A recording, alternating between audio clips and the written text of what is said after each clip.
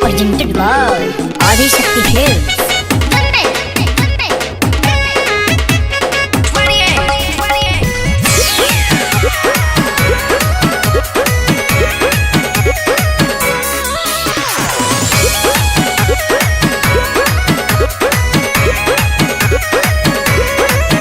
रउआ बाली बंगाल से ले आवे के बाद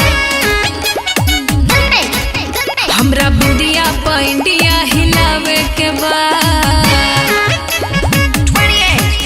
रउआ बाली बंगाल से ले आवे के बाद हमरा बुढ़िया इंडिया हिलावे के बाद रेट होके जवना के खूबे बढ़ चढ़ के हथवा के चूड़ी सैया चाही चंडीगढ़ के जदी लेके नहीं आई पता करब झगड़ा। हे धनी हो कि हम ले ले आइब राजस्थानी घाघरा हिलई हो पेन के दिलिया घरा सचो भैया ले आओ राजस्थानी घाघरा हिलई है भौजी दिलिया घरा। तू लोग तो चुपे रहलो।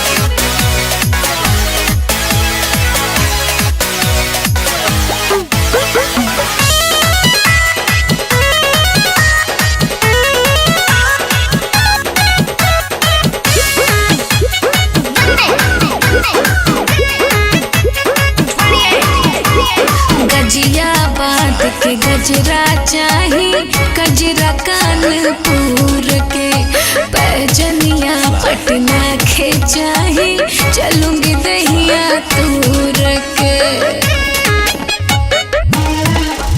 ओढ़नी उड़ीसा से आई ओढ़ी लगबू बेबी डॉल पूरा बॉडी गहना से ढक लिहा बन जाई महल। छपरा के छागल बड़ी बनिक लागल देखी के बाजार में भइल बनी पागल आज कहतानी रउआ से लगाई असरा।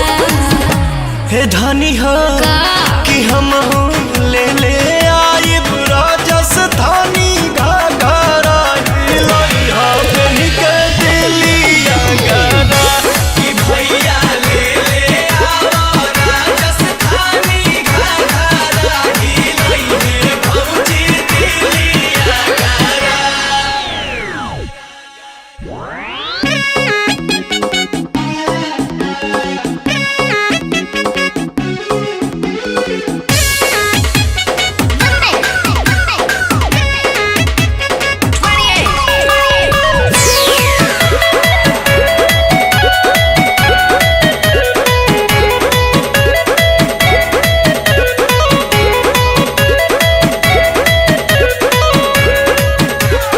आखिरी लागल बा दिलवा में ई खाली हर सुनले बानी नामी हटे हरा के उठला